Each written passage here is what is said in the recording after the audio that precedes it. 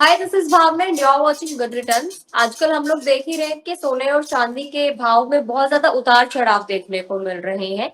तो ऐसे में एक बहुत ही इंपॉर्टेंट इवेंट आ रहा है 10 मई को, अक्षय तृतीया। तो इस दिन क्या कुछ सोने के भाव रहेंगे, क्या कुछ हो सकते हैं, आगे के भाव क्या रह सकते हैं, क्या करेक्शन आएगा नहीं आएगा, हम लोग डिटेल में समझने की कोशिश करेंगे। हमारे साथ जुड़ रहे हैं मिस्टर मनोज जैन पृथ्वी फिनमार्ट से। उन्हीं से हम जानेंगे कि क्या कुछ प्रोडिक्शन है उनकी सोने और चांदी को लेकर। सर, बहुत बहुत स्वागत है आपका हमारे साथ जुड़ने के लिए। Thank you for joining us. Thank you Bhavna ji, बिल्कुल यहाँ पे शो में बुलाने के लिए। सर, हम आज के सोने चांदी के अगर भाव की बात करें तो सोना तकरीबन 71,350 रुपए प्रति 10 ग्राम और चांदी 82,900 रुपए पर केजी के आसपास है।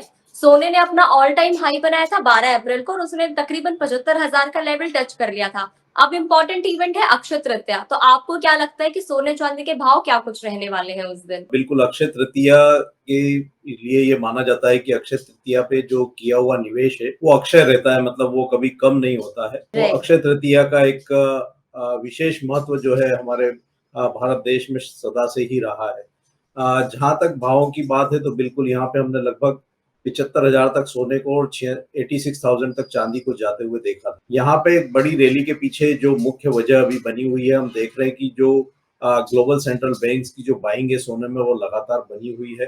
कल ही जो वर्ल्ड गोल्ड काउंसिल की रिपोर्ट आई है तो हमने देखा है कि जो फर्स्ट क्वार्टर में ग्लोबल सेंट्रल बैंक्स की बाइंग है वो फिर एक बार रिकॉर्ड स्तर पर पहुंचती हुई नजर आई है। तो यहाँ पे जो डी डॉलराइजेशन के चलते ग्लोबल सेंट्रल बैंक्स लगातार सोने में खरीदार बने हुए हैं, वहीं यहाँ पे इंडस्ट्रियल डिमांड के चलते चांदी में भी जो है वो चमक बरकरार है और वह भी सोने को फॉलो करती हुई नजर आ रही है। यहाँ पे हमने ऊपरी लेवल से कुछ करेक्शन सोने और चांदी में आते हुए देखे थे। उसके पीछे मुख्य वजह यह थी कि यूएस फेड की जो मॉनेटरी पॉलिसी की मीटिंग अभी हुई, उसमें यूएस फेड ने ब्याज दरों में कोई बदलाव नहीं किया और यहाँ पे जो संभावना है वो भी कमजोर पड़ती हुई नजर आई थी। राइट। लेकिन गत सप्ताह यूएस के जो जॉब के डेटा आए हैं वो एक डिसअपॉइंटिंग डेटा थे और उसके बाद से फिर एक बार यह संभावना बनती हुई नजर आई है कि यूएस फेड जो है वो सितंबर मंथ से ब्याज दरों में कटौती की शुरुआत कर सकता है। तो अभी ओवरऑल जो फैक्टर्स है सोने और चांदी के लिए वो पॉजिटिव ही है और आगे हमारा मानना है कि यहाँ पे सोने और चांदी की कीमतों में आने वाले समय में और भी मजबूती जो है वो देखने को मिल सकती है। मजबूती देखने को मिल सकते हैं। तो इस अक्षय तृतीया पर आप लोगों को क्या सलाह देंगे? क्या उन्हें निवेश करना चाहिए? क्या ये राइट टाइम है गोल्ड में इन्वेस्ट करने का? भावना जी, मैं हमेशा से ही कहता आया हूँ, पिछले 20 वर्षों से मैं कमोडिटी मार्केट को ट्रेक कर रहा हूँ और 20 वर्षों से लगातार मैं हर इंटरव्यू में ये कहता आया हूँ कि सोना और चांदी में निवेश का हर समय जो है वो सही समय होता है। जब भी आप निवेश करते हैं आपको लगता है कि भाव ज्यादा है, लेकिन जब आप अगले 1-2 वर्षों में देखते हैं तो आपको लगता है कि हमारा लिया गया जो निर्णय था वो सही था। तो मेरा यही कहना है कि सोने और चांदी में जो लंबी अवधि के लिए जो निवेश की रणनीति बनाना चाहते हैं तो बिल्कुल वर्तमान भाव पर भी ले सकते हैं।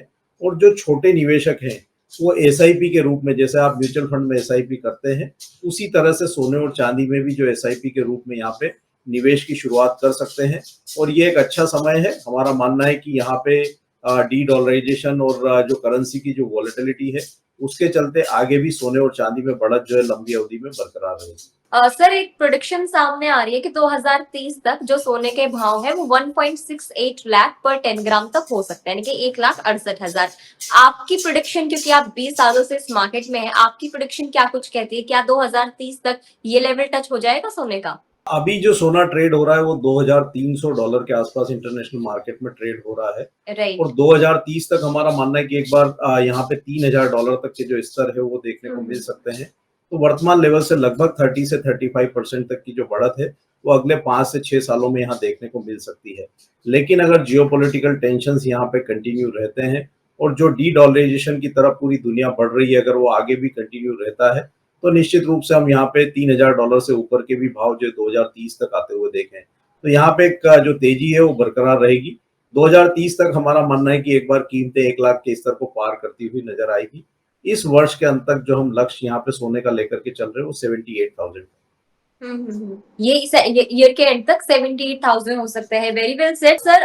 क्या कुछ रीजंस हैं मेनली, जैसा आपने दो चार तो आपने मेंशन भी किए हैं, क्या कुछ मेनली रीजंस है जिनकी वजह से सोने चांदी के भाव में इतनी ज्यादा तेजी देखने को मिल रही है और ये तेजी आगे भी बरकरार रहने वाली है? बिल्कुल, सोने के लिए मैंने जैसा कि बताया कि यहाँ पे हमने कोविड के बाद से देखा है कि जो डॉलर के ऊपर डिपेंडेंसी है, वो दुनिया भर के जो देश है वो डॉलर के ऊपर से अपनी डिपेंडेंसी कम करना चाहते हैं, क्योंकि हम देख रहे हैं कि जो यूएस के जो डेट्स हैं वो लगातार बढ़ रहे हैं, तो उसको लेकर के आगे डॉलर को लेकर के अनिश्चितता यहाँ पे ग्लोबल इकोनॉमी में बनी हुई है।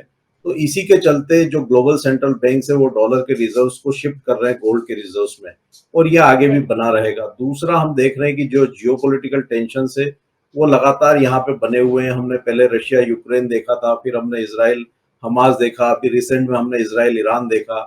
कई बार हम देखते हैं कि चाइना ताइवान के भी टेंशन आते हैं, तो जी हाँ, लगातार जो ग्लोबल टेंशन है वो बढ़ते हुए नजर आए हैं। तो सेफ हेवन डिमांड के रूप में भी यहाँ पे सोने में निवेश जो है वो देखने को मिल रहा है।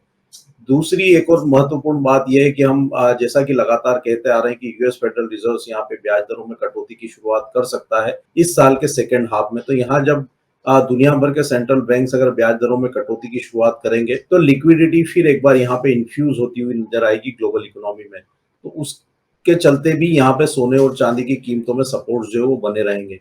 चांदी की अगर हम बात करें तो यहाँ पे इंडस्ट्रियल डिमांड जो ग्रीन एनर्जी को लेकर के लगातार सारी कवायद चल रही है, और हम देख रहे हैं कि सोलार में यहाँ पे बड़ा इन्वेस्टमेंट हो रहा है, और हम देख रहे हैं कि इलेक्ट्रॉनिक व्हीकल इंडस्ट्री है वहाँ पे बड़ा निवेश हो रहा है।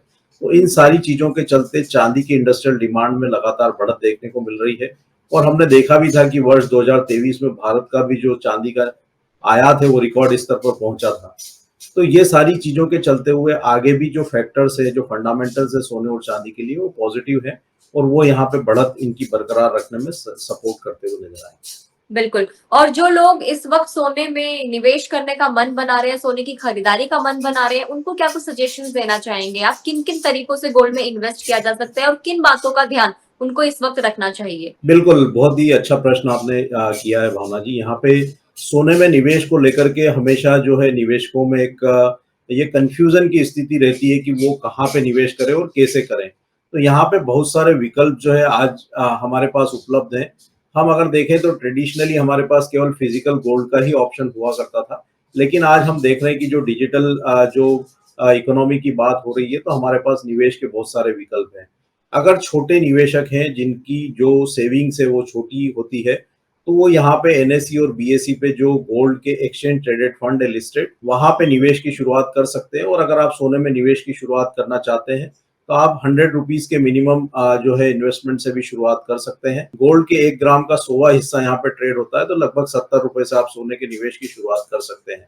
उसी तरह से चांदी में लगभग 80 रुपए के आप निवेश से जो है शुरुआत कर सकते हैं।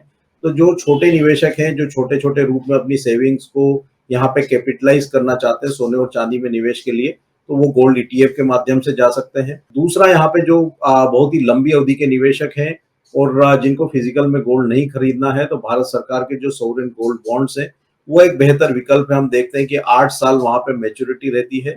मैच्योरिटी पे आपको जो भी इनकम प्राप्त होती है उस पर कोई कैपिटल गेन नहीं होता है। दूसरा, यहाँ पे 2.5% का एनुअल जो है इंटरेस्ट भारत सरकार आपको पे करती है। तो लंबी अवधि के निवेशकों के लिए सोवरेन गोल्ड बॉन्ड एक बहुत ही बेहतर माध्यम है। तीसरा, यहाँ पे अगर फिजिकल आपको लेना है और आप निवेशक हैं, तो आप एमसीएक्स पे जो गोल्ड और सिल्वर की डिलीवरी के ऑप्शन है वहां पे आप डिलीवरी लेकर के उसको वॉल्ट में रख सकते हैं, ताकि आपको जब बेचना हो तो आप वापस एमसीएक्स की जो डीमेट अकाउंट से आप उसको डिलीवर जो है एक्सचेंज को फिर से कर सकते हैं। और जिनको कई यहाँ पे आपका अगर कोई घर में इवेंट है, शादी है या और किसी पर्पज से आप खरीदना चाहते हैं, तो फिर आप ज्वेलरी के रूप में वहां पे देख सकते हैं। तो काफी सारे तरीके यहाँ पे निवेश के लिए उपलब्ध है, और निवेशक अपनी सुविधा के अनुसार विकल्प चुन सकता है। बिल्कुल sir, thank you so much. बहुत ही महत्वपूर्ण जानकारी आपने हमारे व्यूवर्स को दी है। सारे रीजंस आपने बहुत अच्छे तरीके से बताए हैं, किस तरीके से निवेश कर सकते हैं। आई एम श्योर अब दर्शकों को सारी चीजें बहुत अच्छे से क्लियर हो गई होंगी। Thank you so much sir, thank you for joining अस। तो अक्षय तृतीया का बहुत ही इंपॉर्टेंट एक इवेंट आ रहा है 10 मई को। क्या कुछ गोल्ड के प्राइस रहेंगे अभी आपने जाना? कि अगर इस साल के एंड तक की हम लोग बात करें तो 78,000 तक का जो लेवल है वो यहाँ पर देखने को मिल सकता है और 2030 तक सोना 1 लाख के ऊपर का भी जो लेवल है वो पार कर सकता है। इस तरीके की रैली सोने में बनी रहेगी। अभी के लिए अगर हम देखें तो अभी भी सोने ने अपने ऑल टाइम हाई से थोड़ा-सा तो डाउन सोना हो गया है, 71,000 के लेवल तक आ गया है। लेकिन अभी ये है कि अभी जो ये लेवल है ये बरकरार रहेगा। सोने में बहुत ज़्यादा गिरावट देखने को नहीं मिलेगी, इनफैक्ट हमें बढ़त ही देखने को मिलेगी। लेकिन अगर आप अभी सोने में निवेश करने का प्लान बना रहे हैं, तो बहुत सारी चीज़ों का ध्यान रखिए, उसके बाद ही आप सोने में निवेश करिए। तो सोने में आप कभी भी अगर निवेश करते हैं तो वो रिस्क कभी नहीं माना जाता, क्योंकि सोने और चांदी ऐसे हमारे मेटल्स हैं जो जिनकी कीमतों में लगातार उछाल देखने को मिलता ही रहता है। तो आप अगर इसमें निवेश करते तो वो वेस्ट कभी नहीं होगा, आपको रिटर्न अच्छा ही मिलेगा। आपको ये वीडियो कैसी लगी कमेंट करके जरूर बताएं। अगर आप फेसबुक पर इस वीडियो को देख रहे हैं तो फेसबुक पेज को लाइक कर दीजिए। अगर आप यूट्यूब के जरिए हम लोगों से जुड़े हुए हैं तो चैनल को और अभी तक सब्सक्राइब नहीं किया तो चैनल को सब्सक्राइब जरूर कर दें।